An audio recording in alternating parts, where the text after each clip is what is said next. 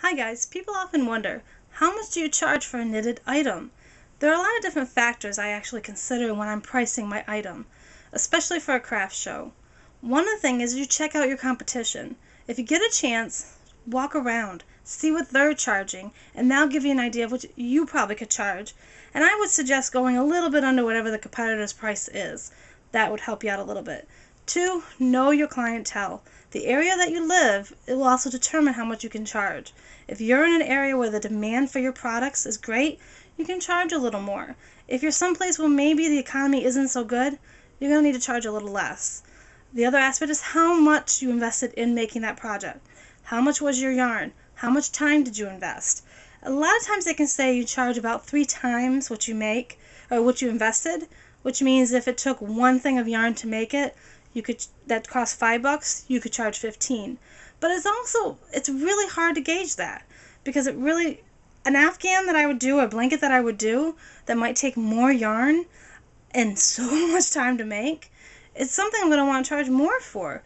And so I don't actually sell blankets that much. I tend to make those as gifts because there's no way I feel like I would ever get back the amount of money I invested in it. The other thing I do is let people know that when they come to my table and my items are priced, that the prices are negotiable. Basically, it's easier to go and lower your price for a customer than obviously to increase it. So if you kind of have the higher end of what you'd like for an item priced on it and have in the back of your mind what you know you'll take for the least of it, then I think you'd be okay. For example, if you make a hat and you figured out that you want to charge $10 for that hat, but if you can get 6, you'd be happy. So that's your baseline, that you won't go any lower than 6, but you'll price your item at 10.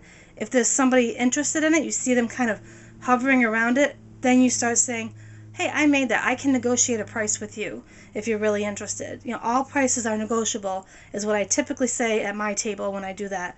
And I also take the clientele into consideration. A lot of times for family and friends, I'm obviously not going to charge them as much as somebody I don't know. The other thing is like I really gauge the person. I mean, I don't want someone to feel they can't get a handmade knitted item because the cost is too high.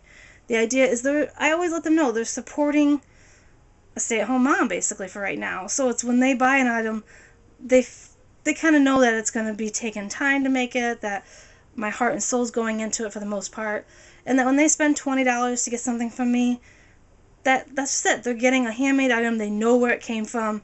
There's no middleman. It's me, my yarn, and then the product.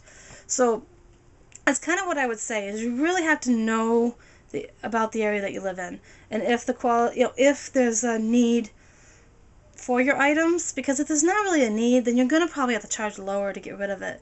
And don't hesitate to do like spring sales or summer sales and do craft shows where you really try to get rid of your inventory.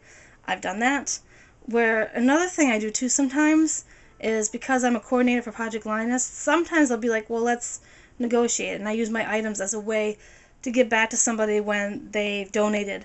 I can hand them an item and be like, well, take one of these scarves or take a hat or something like that, because it's also getting people out there to realize that, hey, she does knitted items. I can go back to her.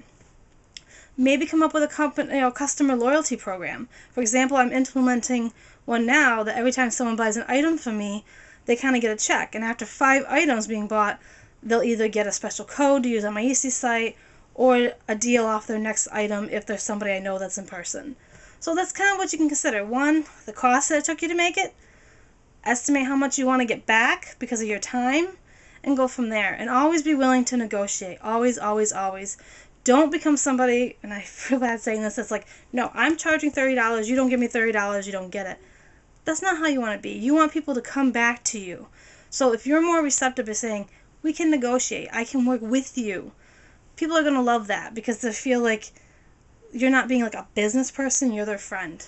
So I hope this helps. I mean, I'm not sure if these are all the tips and exactly what people wanted, but it's just what I do. I think of how much the yarn cost, the people that I'm trying to give, have buy the items, and I just go from there. I try not to price anything too high. I don't think I've ever sold anything over $20 just because I know the people in my area don't probably have a lot of money. So I try not to have anything on my table that's really expensive. So I hope this helps, and have a great day.